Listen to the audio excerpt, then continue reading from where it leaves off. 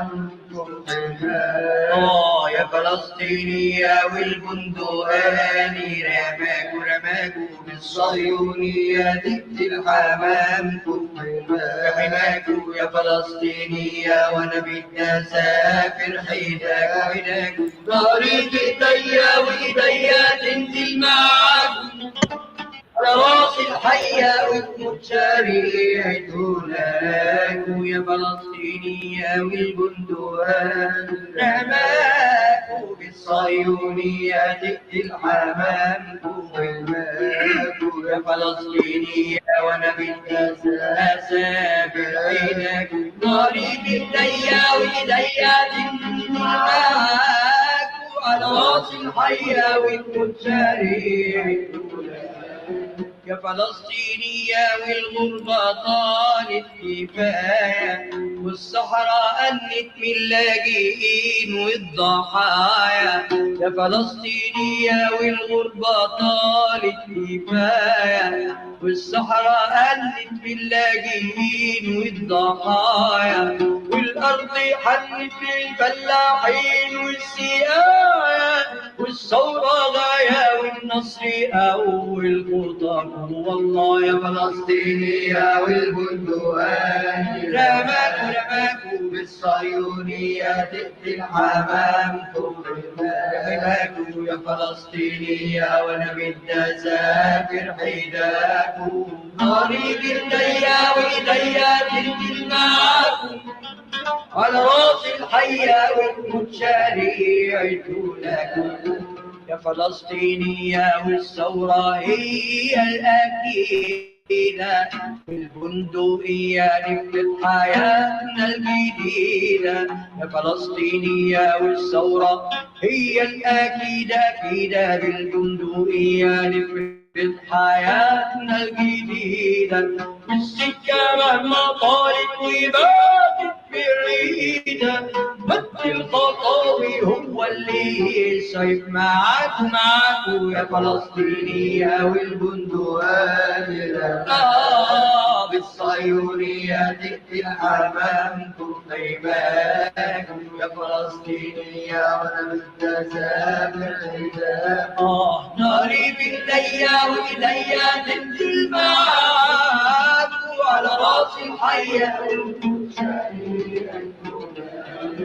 يا فلسطينية بتنام عليك البشارة بالنصرة طلعة من تحت 100,000 غارة يا فلسطينية بتنام عليك البشارة بالنصرة طلعة من تحت 100,000 غارة والشمعة ولع والأمريكان بالخسارة دول راجعين حيارة قبل ما يحصل حيداكم إن شاء الله يا فلسطينية والبندقان رماكم بالصهيونية ضد الحمام حماكم يا فلسطينية وانا بدي اسافر حيداكم ناري بايديا وايديا تنزل معاكم والله على راس الحية وانتم شريعتناكوا على راس الحية وانتم شريعتناكوا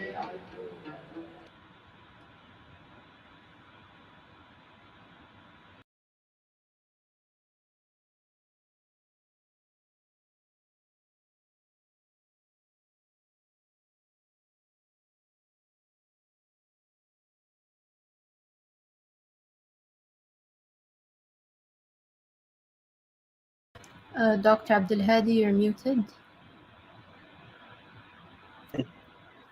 Apologies.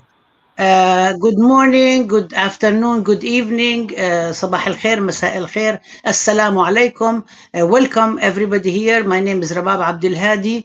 I am the director and senior scholar of the Arab and Muslim Ethnicities and Diaspora Studies program at San Francisco State University and the initiator and principal investigator of Teaching Palestine, Pedagogical Praxis and the Indivisibility of Justice. We are here gathered today in order for us to have an open classroom entitled From 1967 Defeat to 2024 Steadfastness, Genocide and Resistance, and we will explain as we go along. But before going any further, I want to make a land acknowledgement that my own university, San Francisco State University, sits on the unceded, stolen indigenous land of the Ohlone Nation that continues to be indigenous as we continue to reaffirm our commitment to defeating the settler colonial project in the US, in Palestine, and elsewhere. I make this acknowledgement as an indigenous Palestinian whose land is colonized by Israeli settler colonialism, and where it is essential for anyone who comes to visit or lives on the indigenous land of Palestine, all of Palestine, to not only acknowledge whose land it is, but that no matter how short or long they stay, and no matter how good or noble their intentions are, the fact that they continue to reside and visit and be in Palestine, their presence must be validated by indigenous Palestinian people if they do not wish to be labeled as settlers. And this is something that we also apply to the presence here in the US of anyone else except for the indigenous nation whose land it is. Now I want to turn it over to my co-moderator and comrade and colleague, Faris Jakaman, managing the editor of Mundawais. Faris. Hello, everyone. I'm very happy to be here with you all today. My name is Faris Jakaman. I'm the managing editor of Mondowais, as Dr. Abdul Hadi said, and I'm a doctoral candidate in history and Middle Eastern and Islamic studies at NYU, and I live in Ramallah, occupied Palestine. I, of course, echo and reiterate Dr. Abdul Hadi's sentiments, and I would just like to say that on behalf of myself and of Mondowais, we're very honored to be a part of this important initiative, especially in the face of an unprecedented Zionist onslaught, both on college campuses and on all free peoples within the solidarity movement here in the US and around the world.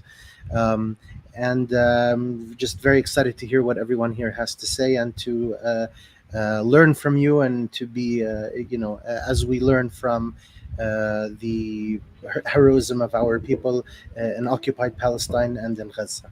Thank you. Thank you, Faris. Siwar, do you want to make the statement about honoring the fallen? مرحبا جميعا. أنا الطالبة سوار في جامعة بيرزيت. اسمي سوار جردات. أنا من الخليل، مدينة الخليل، قرية سعير. التحقت بجامعة بيرزيت في سنة 2020، سنة رابعة بدرس قانون، وأنا اليوم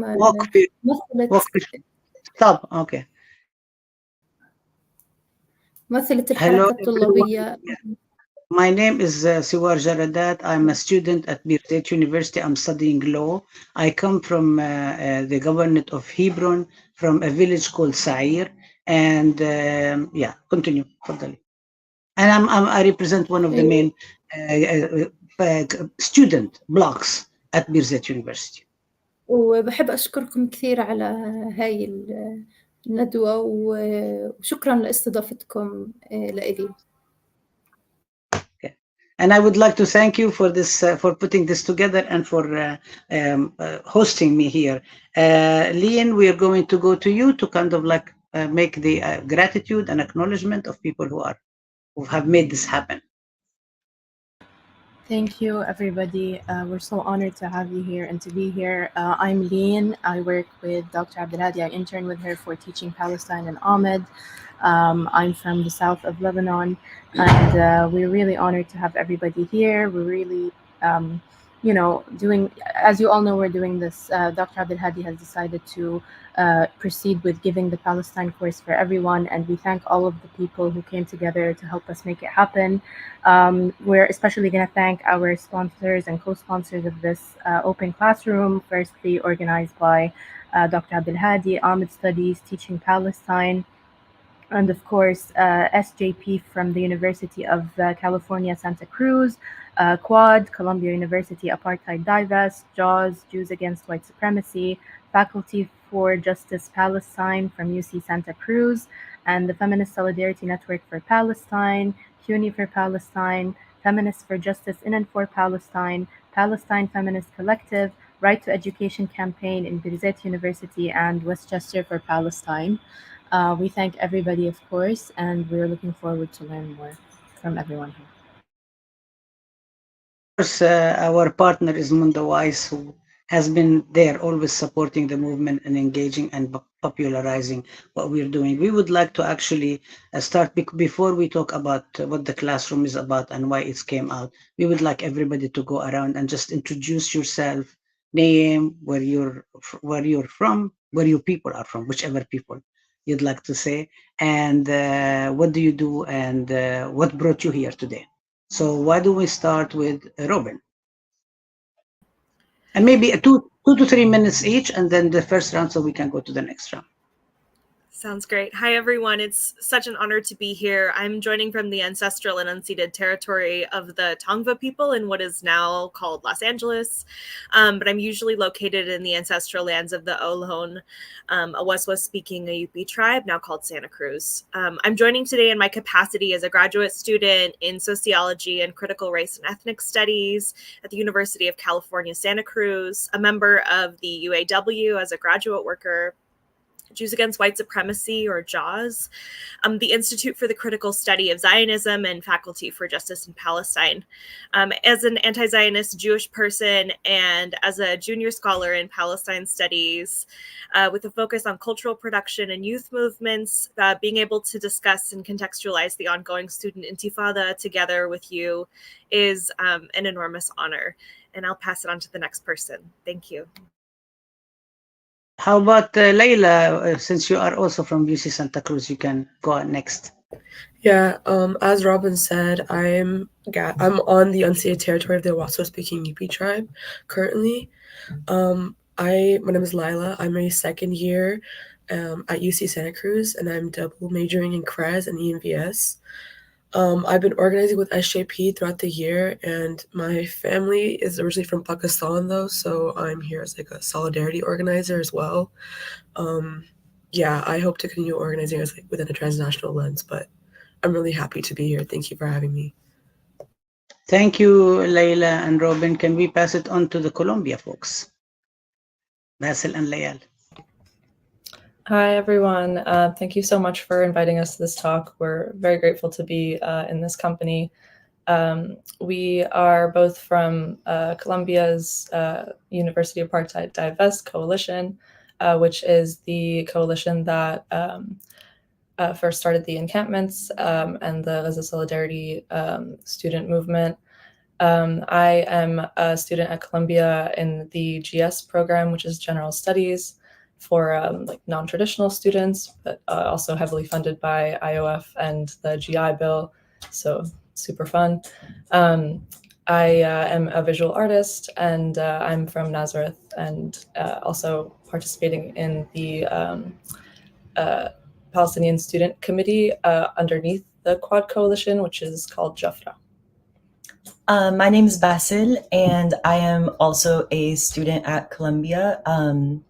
My family is Palestinian, Mexican, and Colombian from Al-Quds. And I'm a historian who's currently a grad student who studies the relationship between settler colonialism and mental health and how resistance in a variety of forms can be healing. And I'm also a student organizer with Quad, Columbia University Apartheid Divest, and also a member of Jafra, the Palestinian Student Committee, which is a group of Palestinian student organizers within Quad. Thank you. Can we go to you, سوار؟ بس احكي شوي شوي مشان الترجمة تزبط. مساء الخير للجميع، صباح الخير. أنا سوار جردات، طالبة في جامعة بيرزيت، ممثلة للحركة الطلابية في جامعة بيرزيت. Okay. My name is Siwar Jaradat. I am a student at Birzeit University, and I'm here to represent the student movement at Birzeit University. Sundos, can we go to you next? Maybe next round, because I have... All right, okay. Soon to be Dr. Taher Herzallah, can you please go ahead and introduce yourself? Thank you. My name is Taher Herzallah. I'm a graduate student at the University of Minnesota in American Studies, where I study how American Muslims engage Palestine and the contours of that activism over the last century. And I'm also the Director of Outreach and Grassroots Organizing for American Muslims for Palestine. Thank you for having me, Dr. Rabab. Thank you. I'm gonna, Sundus, are you ready, or you want, I think Sundus is also dealing with the child issues. Are you ready? Go ahead. Go ahead. Yeah, hello everyone. My name is Sundus Hamad. Sorry for the background again. I'm the coordinator of the Right to Education campaign at Beirut University, which is a grassroots campaign that was established in 1988 in the first uprising, first Intifada, in Palestine, where education was considered illegal by the Israeli occupation, and our campus has been closed for 51 consecutive months. At that time, our school started a popular university in the houses of the students, houses of the academics. Yeah, thank you. Thank you so much, everybody. And we are going to we're going to now see a video from a student in Gaza from Azhar University in Rafah that has been destroyed.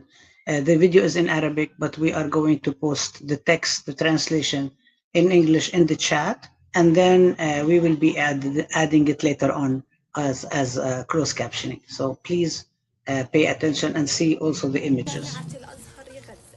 أتحدث باسم الكثير هنا من زملائي الذين لا أعلم من منهم بقي على قيد الحياة ومن قد فارقنا إلى الأبد. جميعنا كنا نحلم بزيت، وتلك الحفلة التي كنا سنتوج من خلالها كمحامين. لكل منا قصة نجاح تختلف عن الآخر، وأحلامه الصغرى التي دمرها الاحتلال دون أن يرف له الجفون. وكأننا لسنا سوى أرقاما في قاموس جرائمه المليء بدمائنا وأحلامنا المهدورة. لقد اكتشفت بأن الحياة لا تستقيم لنا بما في قلوبنا من أحلام جميلة وبسيطة، لكن الله وحده يرى ما ننطوي عليه، ويرى بساطتنا مهما عقدت التجارب ألسنتنا وأحلامنا، مهما طرزتها الأيام بالمخاوف. طوفان الأقصى حرب ليست كسابقتها من الحروب. كطالبة جامعية قد شهدت ما يقارب 4 حروب من قبل، لم أتوقع أن تختفي معالم الحياة هكذا فجأة، وأن تتحول حياتي من بين ركام الأقلام والكتب إلى ركام الجثث والنزوح والتشرد والمجاعة. على صعيدي الشخصي وكإحدى طالبات هذا الصرح العظيم، فأنا قد خسرت الكثير، ولعل أبرز ما خسرته هو أخي. خسرت منزلي، خسرت جامعتي، خسرت حلمي كخريجة قانون من جامعة الأزهر غزة. خسرت الكثير من الأهل والأصدقاء، لم يبق هناك أي شيء. جامعة الأزهر، لكم أن تتخيلوا هذا الصرح العظيم بكل كوادره من إدارة وأساتذة وطلاب، وأحلامه المسطرة على جدرانه، وذكريات طلابه الجدد والقدامى الذين لطالما لجأوا إليه لإحيائها والتمتع برؤيته يكبر ويزدهر، ليتحول من صرح شامخ إلى مجرد رماد. يظن الاحتلال بأنه مجرد مبنى وتم التخلص منه بأبشع الطرق، لكنه بالنسبة لي ولأصدقائي ولكل طالب وطالبة هو بيتنا الثاني. لطالما تدارسنا هناك، تجمهرنا هناك، كنا عائلة هناك. كل هذا وذاك رحل الآن، وكما يقال لو أعادوا لنا البناء فمن يعيد لنا الرفاق. سائري كسائر طلبة الجامعة كافة، أصبحنا الآن أمام مصير مجهول. حاربنا الاحتلال بكل ما لديه من طاقة، وحارب مشوارنا الدراسي، سواء بتدمير مقاعدنا الدراسية أو قطع الإنترنت عنا لعدم استكمال مشوارنا إلكترونيا. كطلبة قطاع غزة تصاحبنا المعاناة على الدوام. حلمنا بأحلام عدة، وحين جاء موعد بدء تحقيقها مسح الوطن ومسحت شوارعه ومعالمه، وأصبح الخوف يخيم على قلوبنا. لا ترى في الشوارع إلا الثكلى والمشردين، والمقابر هنا وهناك. قطع الاتصال بيننا وبين العالم أجمع حتى هذه اللحظة، وأصبحت الأيام أثقل من أن نسايرها وتسايرنا، فلا هي صارت ولا نحن سررنا بقدومها. السؤال الآن: ما الذي سيحدث لنا ولمستقبلنا؟ إن قصف الجامعات والمدارس في قطاع غزة ما هو إلا كارثة تستهدف قتل أجيال كاملة يطمع بها الاحتلال إلى طمس الهوية الفلسطينية والوعي، لكننا نخبره بأننا هنا وما زلنا أحياء وللحلم بقية.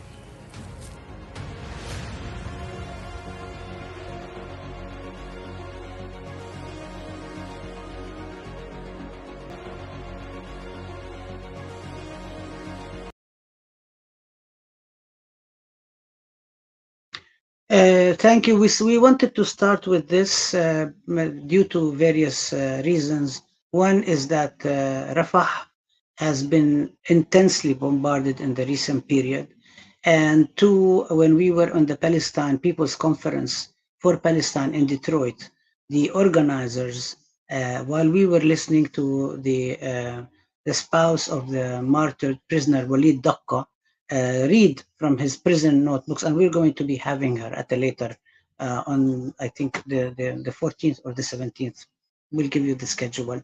We heard about Rafah, and immediately the organizing committee went right away in responsive mode, acted responsibly, and called for protest on the 8th of June, which is going to be Saturday, around the White House, surrounding the White House to protest and put the responsibility where it belongs at the US government and Biden, who keeps saying that he has a red line, and the red line keeps expanding further and further and further. And we also wanted to note what is happening to Palestinian universities, to Palestinian students. And this is one testimony from a student from Rafah that has nowhere to study. And this also connects why are we engaging in the popular university for Gaza, Palestine. So we wanted to start with that, and please bear with us. You will have the translation on it, and we'll share it with everybody. Pay attention to that. I wanted to just go over why we are doing this event and what the event means. Again, we have it in parentheses from 1967 defeat to 2024 steadfastness, gender and resistance. We started with the song by Sheikh Imam and Ahmed Fuad Nijm. Ahmed Fuad Nijm wrote the lyrics, and Sheikh Imam composed it. They were two Egyptian radicals who were actually met in prison based on drug charges, and then became revolutionaries, like we know many histories especially in the U.S. abolition movement, Malcolm X and many of the Black Panthers. Prison is a transformative. Prison is a university. And they wrote this after 1967, and they basically focus on one of the reasons we put it in is because to counter what Egyptian people have stood historically with Palestine, with the Egyptian president of Columbia University, and we will leave it to the Columbia students to discuss that. Also because they actually emphasize in one part about the ways in which that the people will win, and Hulako's doctrine will be destroyed. And we know that Hulako, one of the major disasters he committed was to burn the Library of Baghdad. And this is very much connected to us and very painful to hear about the destruction of books, the destruction of education, the destruction of the ability to speak on campuses, to express ideas, to engage in them, which connects with all of us. So that's one of the things that they're not necessarily aligned completely with the history and the current resistance in Gaza. They had their own political alignment and so on. But we thought this would be really important to speak about that. And the reason we said from 67 defeat to 24 steadfastness is because after 1967, the Israeli occupation of Gaza, the West Bank, Jerusalem, the Golan, and Sinai, there were a lot of discussions by many Arab intellectual circles talking about the fact that now we've been defeated. There is a lot of demoralization going on. There have been a lot of critiques coming out, and we can like share them with people who are interested in the classroom, in the discussions of the classroom as well. But one of the main discussions that was very important was one by Ghassan Kanafani, that he gave it in a lecture in 1968, and it was published in 1988 in 2 issues of Al-Hadaf, and was translated and published in Aleph journal, which was edited by Dr. Feryal Ghazul at the American University of Cairo, and translated by Barbara Harlow and a colleague. And it talked about what he named it blind language, and basically talked about accepting, of course, criticism and self-criticism, and accepting who is responsible for defeat of what. But at the same time, what lessons do we draw from defeat? We cannot only engage in self-flagellation. We need to also pick ourselves, figure out which are the forces that are there. We cannot engage in too much centralized organization and so on. There is a role for the youth. He raises the question of the liberation of women, the liberation of various sectors of society, and basically responded to people who were completely defeated and said it's time to go home. And this was really important to think about that in that context, because also there is some strands in the Palestinian movement that basically concluded after 1967 that Palestinians are all alone. Nobody is with us, attributing the defeat of Arab regimes to equating it with the Arab people, which is not really the case. And we know historically and contemporarily there is support not only from in the Arab streets, but all over the world. It's the governments that are collaborating with Israel and the US, but the people have always historically has stood up, and we see all the course and the uprisings that are going on, and the demonstrations and the imprisonment and targeting that is taking place. The other thing is that in Gaza there has been historically resistance to Israeli occupation and colonialism from the beginning. And also we do know that Gaza has been a site where international revolutionaries like Malcolm X visited, like Che Guevara, and many others will stop into Gaza. Part of it, by the way, is geopolitical, because they would go to Egypt, which was the leader of one of the leaders of the non-aligned movement, and Jamal Abdel Nasser, who was also nationalized the Suez Canal and Egyptian industries and so on. And so they would go, and then they will end up visiting Palestine, most likely Gaza, although Malcolm X did go to Jerusalem in 1959 before his visit in 1964. But Gaza has been historically part of the struggle. There is student movement not only in Gaza, but also from Gaza and elsewhere. And also we want to make sure that we're not exceptionalizing Gaza. We're only talking about Gaza as if it's not part of Palestine. Gaza is very much part and parcel of Palestine. The struggle in Gaza is part of the Palestinian struggle, and the victory in Gaza is part of the victory for Palestinians. So this is why it's really important in all our open classroom. We bring people from different parts of Palestine, from different parts of the Palestinian diaspora, from different parts of the solidarity movement, people who are engaging, comrades who feel and believe that this is the same struggle. Justice in for Palestine is part of the indivisibility of justice. In the 50s, the movement, Palestinian student movement, emerged again. There were a lot of organizing from the turn of the century, and many intellectual engagements, which we don't have time to get into today. But in the 50s, there were the 1959, for example, between Kuwait and Egypt. There was the General Union of Palestine Students was formed by Yasser Arafat in 1952. The Arab National Movement was founded by students from the American University in Cairo, George Habash and Wadi Haddad, who were actually mentored by a Lebanese intellectual, Constantine Zreik, Dr. Constantine Zreik, and who organized a study group, select study group, to discuss what's going on. And this is also part of our emphasis about the whole question of the role of organic intellectuals, that we don't only talk about studying, and we don't only talk about doing. We have to learn, we have to do, and we have to come back and think about the praxis and the intellectual production at the same time. They both are connected with each other. Gaza has given a lot of martyrs. There has been a lot of struggle going on. In the 70s, it was very somebody who was very influenced by Che Guevara. Guevara Gaza was leading the resistance at one point, and even the Israelis had to admit that he not just him and his comrades control Gaza during the night, and the Israelis are able to do it during the day. And then they actually brought 20,000 soldiers to kill him when they basically had the battle, and he was martyred.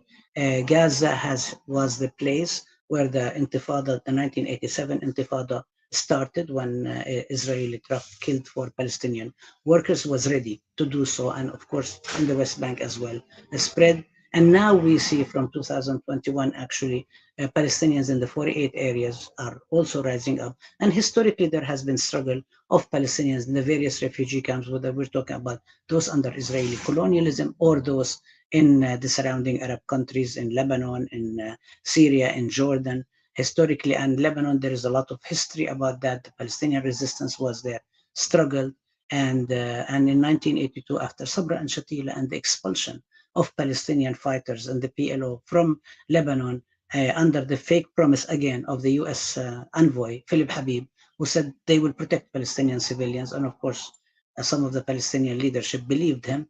Sabra and Shatila massacre happened. A lot of voices came out again and said, we've been defeated. This is it. Let's just give up and let's just back the struggle. Again, after Oslo, a lot of people were demoralized.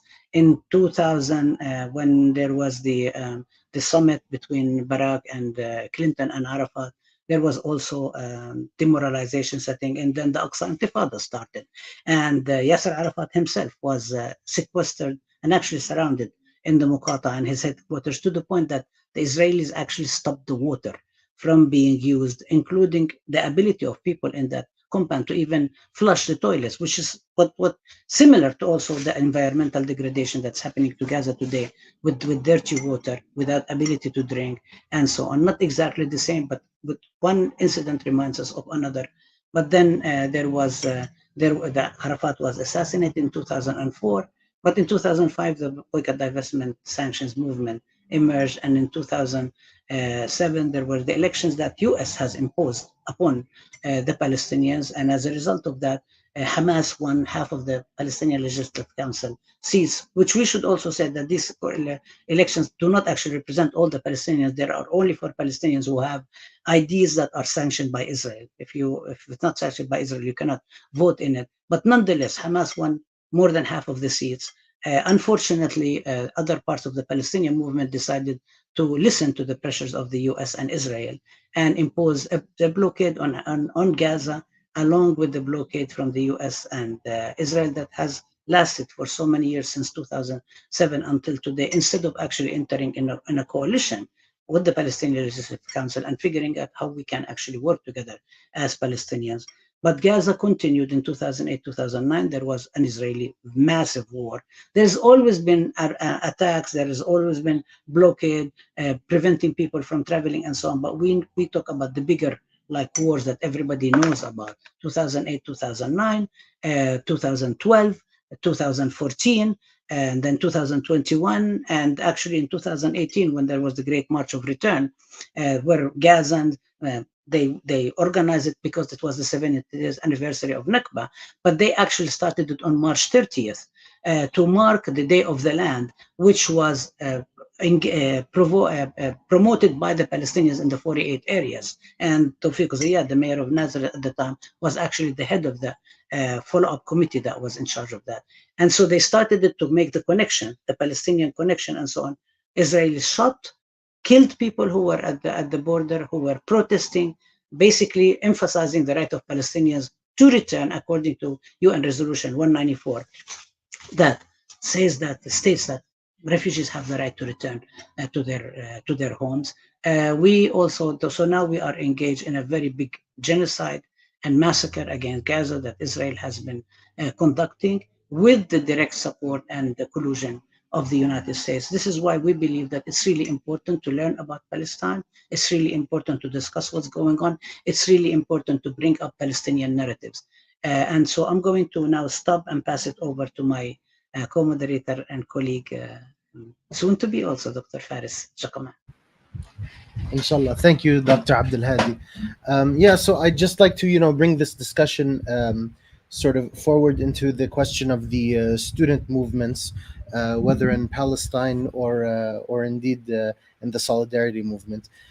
So essentially, ever since the start of this genocidal war and onslaught by Israel, you've had basically an unprecedented onslaught from all arms of the Zionist project, whether it be in Palestine, obviously, and the systematic erasure of Palestinian existence on its land, whether in the West Bank or, of course, in its most extreme form in Gaza. And, of course, you've also had the very systematic campaign of repression and indeed of silencing of activists, whether they be on college campuses or in the streets and in the grassroots. And here we're sort of confronted by an unprecedented challenge, both as a solidarity movement and as a movement of liberation in Palestine and in the diaspora, where essentially the level of repression has obviously it's showed itself in these iterations before, whether in 1948 in the war for Palestine of the Nakba, or in 1967, or any other one of these sort of ruptural events that have taken place. However, now it's one of the most important aspects of this war is that for the first time in Israel's history, it is feeling a kind of a real existential, a feeling of an existential threat to its existence as a colonial entity. So because this is a new opening that Gaza itself created on October 7 and after, whether it's through the resistance and then the subsequent steadfastness of the people of Gaza and the armed resistance on its land, and its inability to be erased and extirpated in the face of this unrelenting onslaught. And so it has led the Zionist movement and the Zionist entity to essentially go into overdrive to try and to restore what it called its deterrence, its erstwhile deterrence that it has constantly tried to enforce, whether through the Dahya doctrine in Beirut, in southern Lebanon, or indeed in the subsequent massacres in Gaza that Dr. Abdul Hadi mentioned. And that deterrence is also trying to be restored in the US, in the West, among the solidarity movement as well. It wants to restore its deterrence to try and sort of quiet the degree to which the fear that has the wall of fear has been broken, especially on college campuses. And so we want to, at this point, turn it over to our comrades and activists in the at UCSC and Columbia and Birzeit to tell us about how they've been facing these challenges on these campuses in the face of this onslaught, which is really a total onslaught, and it's essentially part of a war for the existence of Palestine, which is essentially now taking on its various forms in these different arenas. So I'd like to maybe get it started out with from Birzeit and from the student movement in Birzeit. There's obviously been extreme repression of the student movement and arrest of many student activists, indeed of anyone even in the general social vicinity of the student movement. And so perhaps Siwar, you could tell us more about that and how this relates to the general moment that we find ourselves in.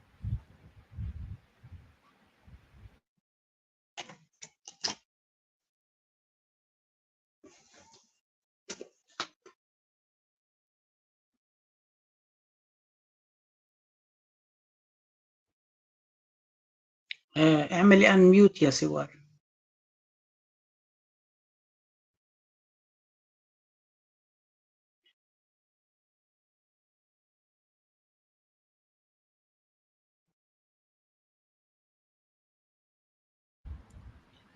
فسوار اذا ممكن تحكي لنا عن شو صار في الحركه الطلابيه في هذه الفتره من بدايه يعني الحرب على غزه، ومن بدايه يعني حرب الاباده اللي عم بيصير على شعبنا هون، وكيف هذا ترتب على الحركه الطلابيه سواء في بيرزيت او في فلسطين التاريخيه، وكيف هذا برضه يعني له علاقه في حملة الاعتقالات يعني الشرسة والقوية اللي تعرضوا لها يعني أبناء غزة الموجودين، وطبعا يعني أهل الضفة الغربية هون.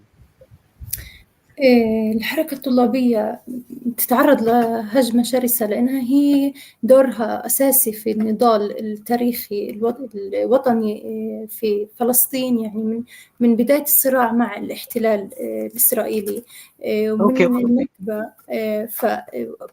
أوكي. So what is saying that the Palestinian student movement is very important because of its role historically in participating and actually being active in the struggle against Israeli Zionist settler colonialism and its vanguard role in that. فهي الحركة الطلابية نقدر نحكي إنها وقود الشارع. الحركة الطلابية هي امتداد للحركة الوطنية في خارج الجامعات الفلسطينية. فاللي في الأساس اللي امتدوا ومشوا في الحركة الوطنية هم كانوا في الأساس طلاب. فالحركة الوطنية هي والحركة الطلابية هم مرتبطين ببعض بشكل كامل، ودور الحركة الطلابية كثير مهم وفاعل من بداية الصراع ليومنا هذا. فعشان هيك الاحتلال لا بس خليني أترجم هذا. That Subar is saying that it's really this is important because the student movement actually has been in the vanguard of the struggle, but it's also we're not separating the student struggle from the national struggle. They are connected with each other and they feed into each other. And this has been from the beginning of the struggle against colonialism until today. And so this in all, every stage of the Palestinian movement, the students have been very much involved in that. فهاي بسبب هاي الأهمية للحركة الطلابية اللي مرتبطة بشكل أساسي بالحركة والنضال التاريخي المستمر للحركة الوطنية الفلسطينية والصراع. انتهاكات الاحتلال هي كثير كبيرة للحركة الطلابية تاريخيا. من الانتفاضة نقدر نحكي في جامعة بيرزيت بالذات الحركة الطلابية بتتعرض لانتهاكات من زمان كثير. من الانتفاضة الأولى تسكرت الجامعة، الطلاب صارت تداوم في الشارع عشان تقدر تكمل تعليمها وتستمر في الرسالة اللي بيحملوها. واليوم الحركة الطلابية في كل جامعات الوطن مش بس جامعة بيرزيت تتعرض لانتهاكات، ومن أشكالها هي حملة الاعتقالات الواسعة اللي بتضل كملي هالجملة. النشطاء الحركة الطلابية في الجامعات. And I want to emphasize that this because the Palestinian student movement has historically been very much part and parcel of the Palestinian anti-colonial struggle, and many students have went on to become leaders in the struggle and so on. There has been a very vicious attack by the colonizers against the student movement and the various universities. And for example, during the Intifada of 1987, there has been a very vicious attack by Israeli occupation army. So the university was closed. Students had to study in the streets. Some of them could not get to the classes and so on. There has been very, very continuous series of arrests and detentions against students in Beirut and throughout Palestine against students in particular.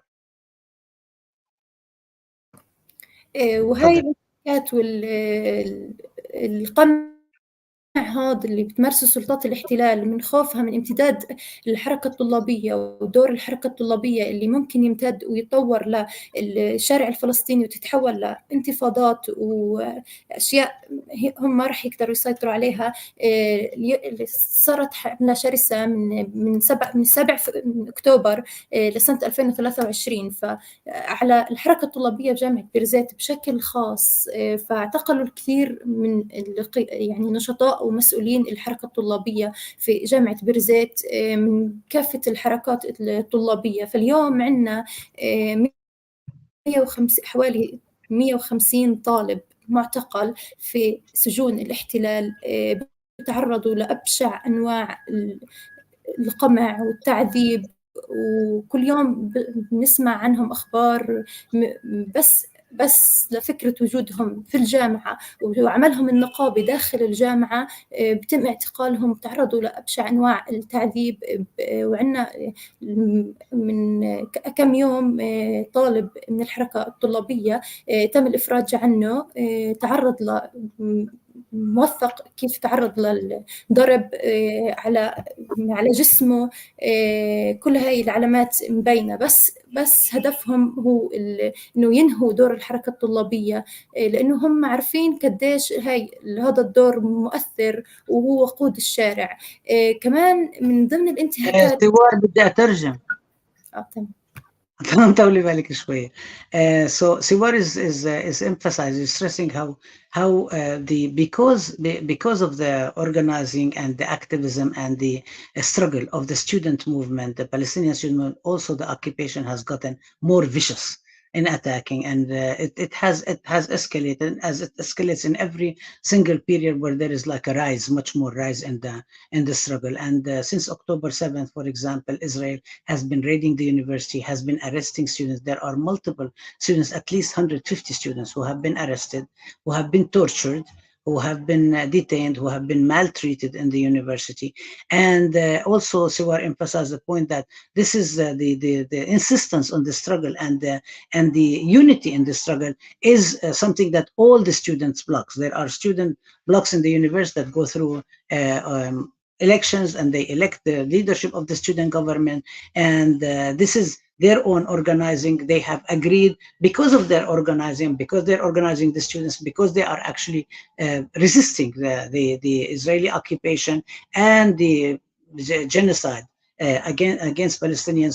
Israel has actually escalated more and more and more. And Siwar began to talk about one student, but I asked if she would stop so I can have a chance to translate. Go ahead. تفضلي. وكمان من ضمن التضييقات اللي بنتعرض لها يوميا احنا كطلاب جامعة بشكل عام، مش بس في الحركة الطلابية، الحواجز. احنا عشان نوصل الجامعة تقريبا كل يوم بنمر بحواجز. طبعا هاي الحواجز تاريخيا موجودة، وتاريخيا احنا يعني بنتعرض لتفتيش على الحواجز، بس من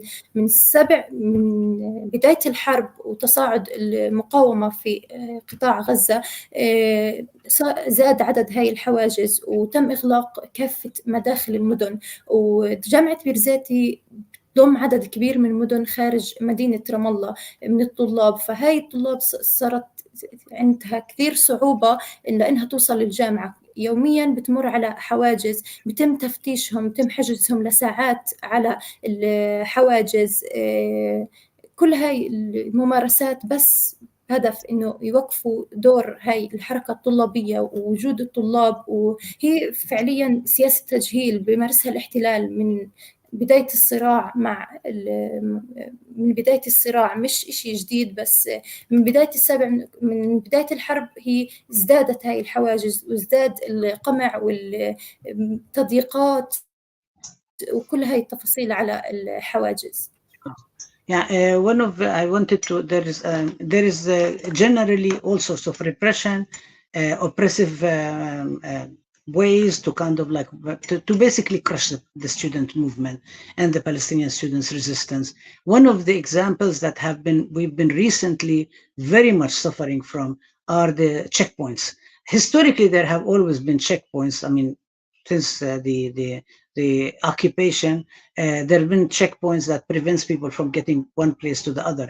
But actually, since October 7, they rose, and they became even much worse. So students are delayed. They are unable to get to their classes. They are arrested. They are maltreated at the checkpoints. Sometimes they cannot get there. There are a lot of students at Birzeit University who come from villages and areas outside of Birzeit itself. So that means that many of them are actually prevented from studying, not to mention that they are being maltreated, abused, and arrested. And this is part of crushing the student movement on one hand, and on the other hand, part and parcel of the Zionist historical goal to de-educate and to prevent Palestinians from learning and so on, because Palestinians historically, education is the only thing you can take with you when you get expelled and displaced. That was the last point was for me. تفضل سؤال. ولكن رغم هاي التضييقات، رغم انه في حوالي 150 طالب معتقل في داخل سجون الاحتلال، منهم 5 طالبات، وعندنا أكاديميين برضو من الجامعة معتقلين في سجون الاحتلال. ورغم انه يعني الحركة الطلابية قدمت كثير شهداء من بداية وجودها في جامعة بيرزيت، رغم كل هاي التضييقات وكل هاي الحركة الطلابية اليوم هي مستمرة، لأنه الحركة الطلابية جزء كثير مهم، والحركة الطلابية في جامعة بيرزيت مدركة دورها المهم في الشارع الفلسطيني. فمن بداية رغم كل هاي التضييقات ورغم انه الحركه الطلابيه بيتم اعتقال كافه المسؤولين فيها مجرد ما يتم تعيينهم، الحركه الطلابيه انطلقت ضمن الجامعات الشعبيه والحراك الطلابي العالمي اللي بيصير اللي هو كثير مهم، وبنشكر دائما الحراك في كل الاماكن تواجدهم على تضامنهم مع الإبادة والقتل اللي بيصير في قطاع غزة. اليوم الحركة الطلابية في جامعة بيرزيت بشكل خاص هي ظلت موجودة رغم كل هاي التضييقات، وانطلقنا في جامعة الشهداء لغزة، لكن إحنا لأنه تحت احتلال إحنا شوي جامعة الشهداء لغزة اختلفت عن مفهوم الجامعات الشعبية في حول العالم، وكان من بداية الفصل نعمل Okay, خليني أترجم هاي. Suwar said that okay, and among the prisoners actually there are 5 female prisoners. Academics at the university have also been imprisoned and roughed up. Their Birzeit and the Palestinian student movement has given a lot of martyrs, has sacrificed a lot of martyrs. That it is because of its role in the Palestinian street and in the Palestinian struggle. This is and the arrests actually target also the leaders, the leaders of the Palestinian movement, the leaders of the student blocs who get elected, and so we also started to increase our struggle. We decided to participate in the popular universities for Gaza, Palestine, and on this occasion we want to again express our thanks and gratitude to the international student movement that has set up popular universities and has shown solidarity and with the Palestinians and complete rejection of the Israeli massacre in Gaza and demand to end the genocide right away. And for our university, because we're not outside, we are actually under occupation. Our university, which is called the Open University for the Martyrs of Gaza, and Siwar is going to start talking about the encampment at Birzeit. تفضلي. في جامعة الشهداء لغزة اللي أطلقناها من بداية الفصل الحالي، عملنا كثير فعاليات مساندة وتعبير عن الرفض وتنديد بهاي الإبادة اللي بتصير في قطاع غزة وفي الضفة الغربية. فمن بداية الحرب أكثر من 400 فلسطيني استشهد في الضفة الغربية، بالإضافة ل 36,000 شهيد في القطاع. في ظل هاي الإبادة إحنا عبرنا في الجامعة في كثير فعاليات، منها وقفات منددة داخل أسوار الجامعة لهاي الإبادة الجماعية ولكل الأعمال القمع اللي بتصير على امتداد الوطن، مسيرات كمان منددة بالإبادة. والدور المهم للحركة الطلابية في الجامعات اللي هي تعبئة الطلاب، لأنه الحركة الطلابية مدركة هذا الدور، كنا في ضمن الفعاليات نعمل على حواريات ندوات بتتعلق بمواضيع معينة، من ضمنها عن الأسير وليد دقة، عن الإبادة المعرفية، عن تاريخ الحركة الطلابية، كل يعني كثير ندوات وكثير حوارات انعملت في ضمن فعاليات جامعة الشهداء لغزة، وإحنا مستمرين بهاي الفعاليات لأنه إحنا رافضين، يعني هدفنا هو تعبير عن الرفض والتنديد بكل هاي الممارسات اللي بتمارسها بسلطات الاحتلال. وهاي الفعاليات امتدت لخارج أسوار الجامعة، فكنا كثير أوقات كان كثير. كل يحكي عن خارج أسوار الجامعة.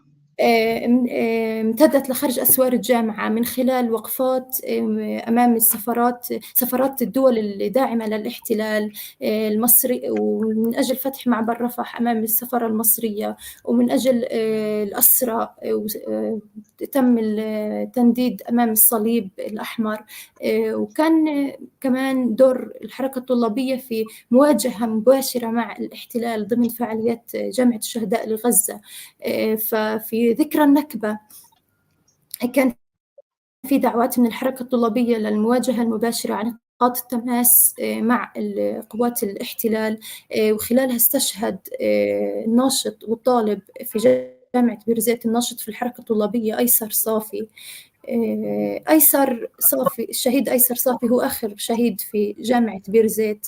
هو مثال لكل طالب في جامعة بيرزيت، لكل حد في الحركة الطلابية في جامعة بيرزيت.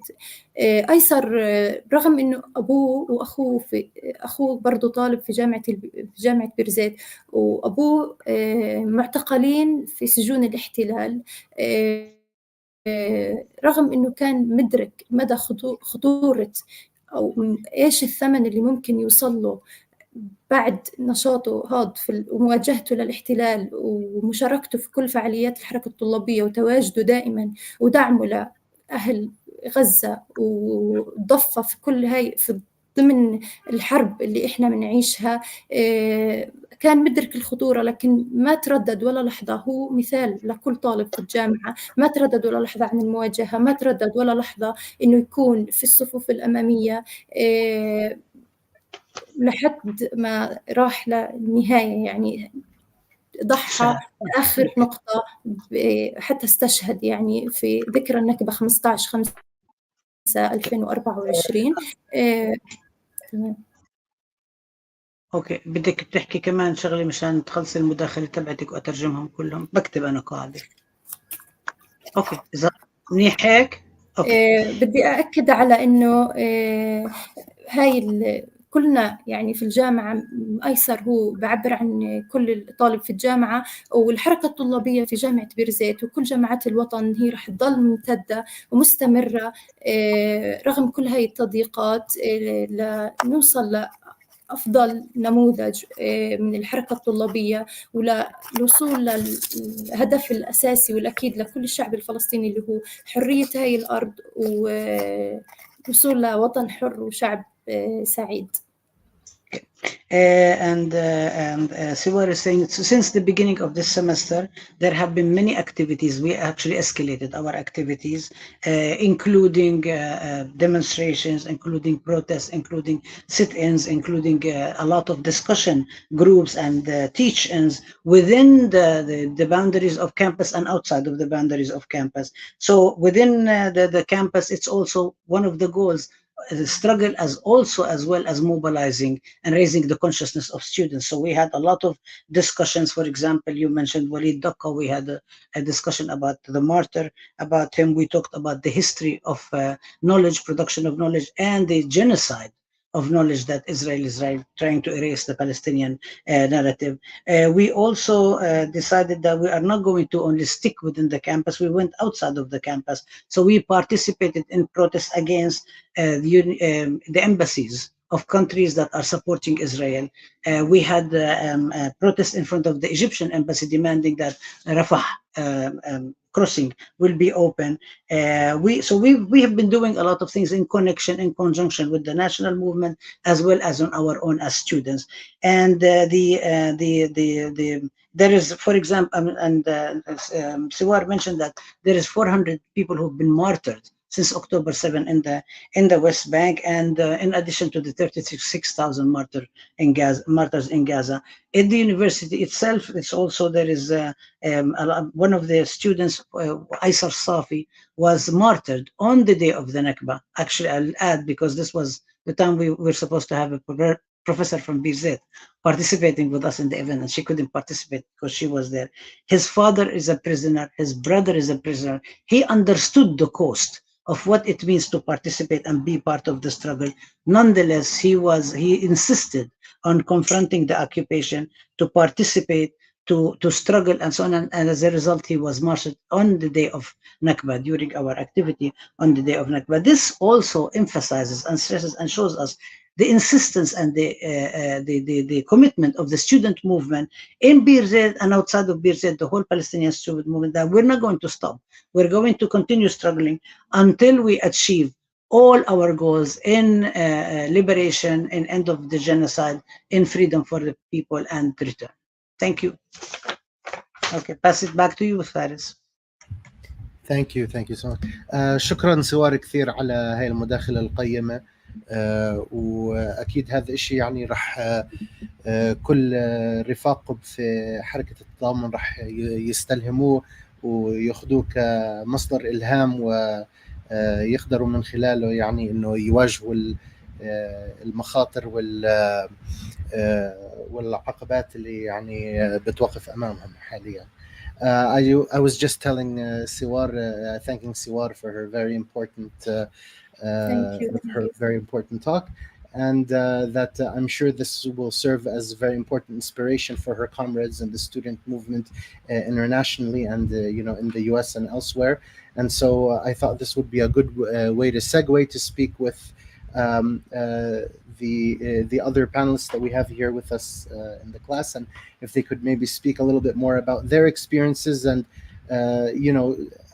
pertaining to the original prompt about how they've been responding to the onslaught, the Zionist onslaught, and of course, if you could perhaps maybe speak in your responses to what does the idea of a popular university mean for you, a popular university for Gaza, and of course, if you would like to react or to to be in conversation anyway with what Siwar said, that would also be very welcome.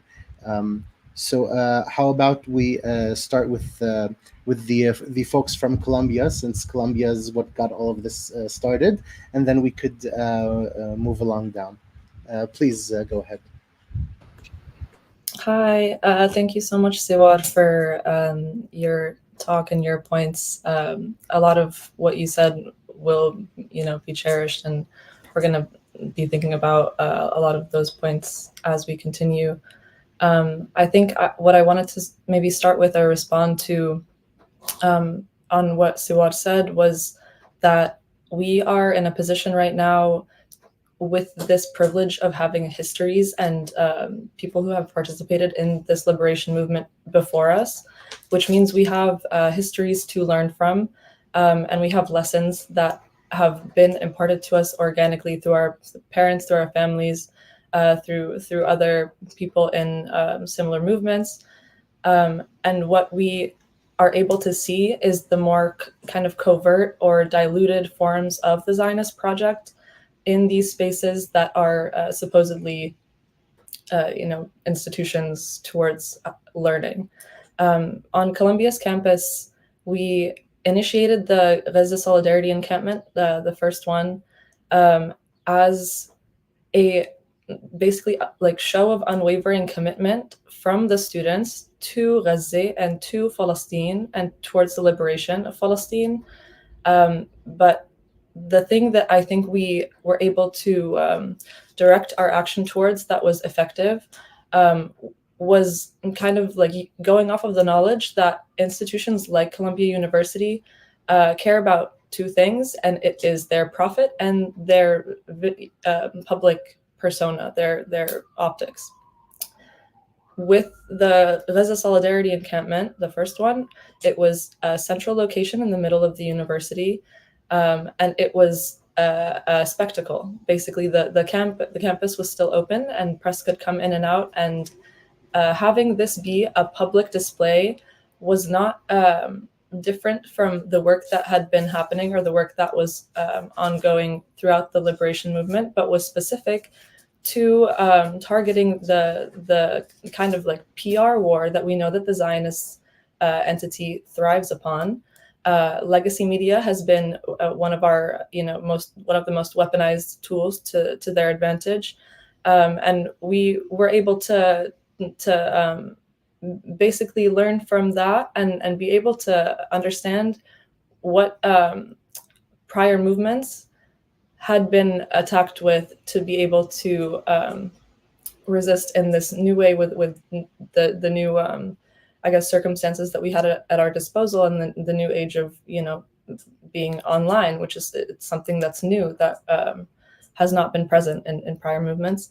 I think the other thing that that was effective or that resonated from the Columbia encampment was basically pointing out that this institution is able to function in its war-making capacity as long as it's able to hold this title of a educational space, and as students, and specifically as Palestinian students, where we were able to see through this threat of urgency that the academic that actually goes through this academic path, where you are a student and you are designated this student role, which means that you have a certain output to produce. And when students are threatened with disciplinary action and with basically are threatened against their like livelihood in the form of grades, we know that that's a war-making tactic. We know that when they tried to frame our movement as or our action as Muslim or Christian or student and outside agitator, they're able to use this divide and conquer tactic that, again, it's just been diluted, but it is part of the Zionist project. And we're genuinely able to I mean, I'm very grateful to have this kind of like arsenal of knowledge to be able to subvert that. And I think that's kind of where it started. But the second encampment, I think I wanted to loop back into what Dr. Rabab said early on. It was an organic growth of like knowledge production. The encampment grew based off of what people were desiring to know, and it was not for lack of students on campus being committed to the liberation. It was just that this campus had restricted freedom of movement, freedom of use of time, and also had structured a way for students to consider themselves as learning, like in the space of learning, while basically being complicit in this war-making machine. We also know that the collusion that happens on campus between administration and the city NYPD and the war cabinet, like the Zionist war cabinet, this is something that is not paranoia. It is not this made-up concept. There's an abundance of evidence actually that shows everything that we have been claiming is true this entire time, which is that the US and the Zionist entity have been deeply tethered. And I think to tie it to the 6-Day War, this is just a form of proxy kind of that has been taking place in very diluted forms and abstracted forms that you would not know to look out for unless it was pointed out to you, and unless the space of education existed for you to have that knowledge to look for it. What has been happening on other campuses that I think is just, it's the most beautiful thing I've ever seen in my years of living, is that Palestine and the character of Palestinians has been embodied in material form and realized across campuses. And that is more a space of learning than any other that I've experienced in my time as a student, which has been many, many years. But that the kind of concept as like the same concept as learning through life has been embodied there, because people are curious, and the more they are able to kind of disrupt this system of urgency, which is like read a book and then write a paper and then submit it and then be assigned a grade. It is so it's so like elusive, but it's very violent, and it's just like a war-making tactic. And I'm so grateful now that the students across the United States, across the globe, in Birzeit even are able to like have this unity with one another and have open networks of communication with one another and be able to educate one another, which I think is what the People's University is. It's a shared knowledge that is not linked to capital. It's not linked to these systems that we know are not even towards learning. They're actually towards unlearning or brainwashing or propaganda. I guess to continue what happened on Columbia's campus, although it grew to something far bigger, this was just like kind of like a smaller ecosystem within it, is that once we had reached a point of threatening the university's PR, I guess, and to a certain capacity, we were able to see so clearly from the level of repression, from the militarization, that we were threatening the very framework of this institution, and that to have this alternative space of learning crumbles their claim to value. And this is in the future what I hope to continue and build upon, because we are able to educate one another and nourish one another and be generative and creative and innovative in the name of Palestine in a way that has embodied it and immortalized Palestine in so many people's, I guess, like environments, but also in the imaginary. I think this is something that has gained an amazing amount of momentum because of our circumstance. And the internalized colonial ideas and attitudes that were being taught in the classroom were also subverted. And the thing that I think has been extremely just hopeful is that we are able to kind of display a different way of being, a way of being that is against these like colonial teachings, that puts you in a structure, that puts you as a producer of something and under the duress of urgency and time being limited, so that you are not even given a chance to explore or ask or be curious, because this is threatening to the labor, the workers that would then leave the university and then go on to participate in these war-making structures in the form of like weapons manufacturing and STEM. Like, these are things that they frame as separate, that STEM and math and all of these things are one thing that's structured and it's not political. But everybody that we've been able to interact with has realized what it means to be political, and that it's not controversial, that we're able to question our internalized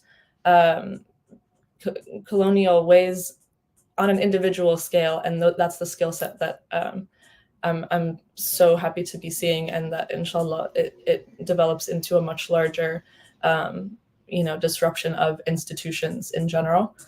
But yeah, Bassel, do you want to continue? Yeah, thank you so much.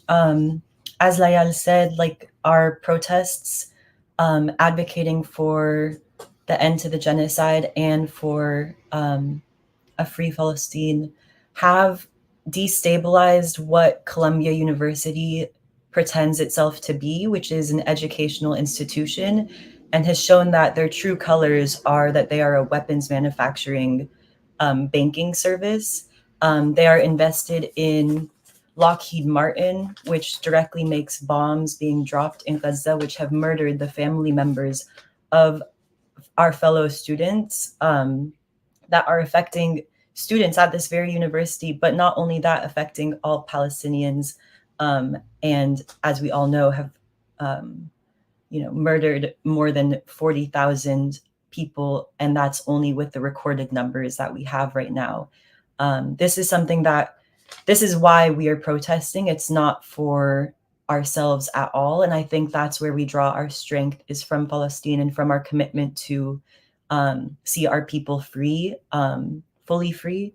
And so one of the things that I think we did first in the coalition is to do power mapping. And I think I just want to share this like anecdotally, and I'm happy to share it later on. But there are these zines going around where it lays out like outright what trustee on the board of Columbia is invested in what weapons manufacturer, or how they are invested in these larger systems that are directly tied to war-making projects.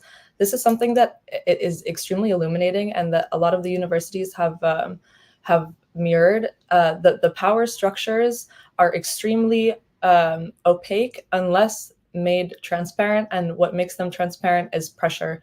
And that was it was a major first step. We're still fighting for transparency on our campus. There's a lot of other universities that are fighting for transparency for their investments, but we know that there are countless ties between weapons manufacturing and the actual decimation of Gaza and Palestinian land and our university, which I guess brings us to what the most recent encampment was that actually just wrapped up this weekend, which was the disruption of the Columbia Alumni Weekend. We were present on the same lawn on our campus. It has been severely restricted. The kind of like freedom of movement that is very characteristic of the Zionist entities displaying itself in abstracted forms. There's very limited access in and out. They limited like bathroom access to us throughout the time. They were framing us as these violent, occupiers of land, as though they were not working for an occupier. And what we were able to do was speak to a lot of these alumni who are asked for donation and basically just illuminate where their donation is going. The flow of money was something that is it's actively being worked on, and the work is never going to be sufficient, but power mapping and things like that were very effective. Yeah, so Columbia University has direct investments into Lockheed Martin, HEICO, BlackRock, Google, Microsoft. These are weapons companies and surveillance companies being used in Palestine. And our board, or Columbia's Board of Trustees members include Jed Johnson, who sits on the board of directors at Lockheed Martin, which the school, has direct ties to. Then there's also Abigail Black-Elbaum, who sits on the board of the NYPD Foundation, raising money for the New York Police Department, which has offices in Palestine, training with the Israeli military and sharing tactics and weaponry. So what happened after we escalated our movement against Columbia and began the encampments was that a group of Zionist billionaires began paying the mayor, or this has gone on since October. They have been paying the mayor of New York City, Eric Adams, to use the NYPD with their IOF-trained military tactics to crush both the student movements for Palestine in New York and the street mobilization for Palestine in New York. And we've seen this with countless arrests at Columbia, with Quad. We've had more than 200 students arrested. And we have also had students suspended. So, they can't access education because they have stood up for Palestine, and will do it again and again until however many times is necessary. They've been up for expulsion. So currently there are about 20 students or so up for expulsion for their activism for Palestine. And then I think it's really important to mention one of my mentors, Professor Mohammed Abdu, who is a brilliant scholar and who directly connects the decolonization and liberation of Palestine to the decolonization and liberation of Turtle Island, on which the US currently occupies.